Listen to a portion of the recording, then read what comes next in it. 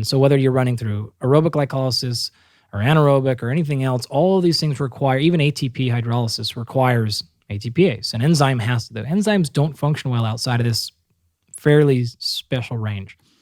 So what happens is generally fatigue, the sensations of fatigue are actually caused by some signal that, hey, we're starting to run out of pH, or we're getting in the wrong range. You're not out of gas usually. You're not too low on oxygen. You're not running low on muscle glycogen yet. You're typically going to see signs or feel signals of fatigue way prior to that, mostly being pH issues. That being said, what if we could regulate pH better?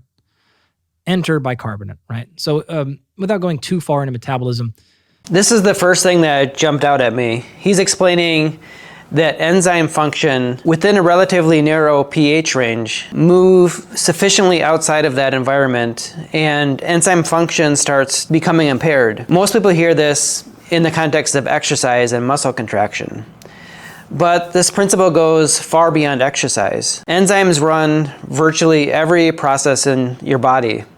And perhaps most importantly for this discussion, mitochondrial energy metabolism depends on enzymes and protein complexes functioning within carefully regulated chemical environments. The electron transport chain contains complex 1, complex 2, complex 3, complex 4, and ATP synthase. These are molecular machines whose behavior is affected by things like hydrogen ion concentration, membrane potential, and pH. And remember, ATP itself isn't really where the energy comes from. The electron transport chain uses energy from electrons to pump hydrogen ions across the inner mitochondrial membrane.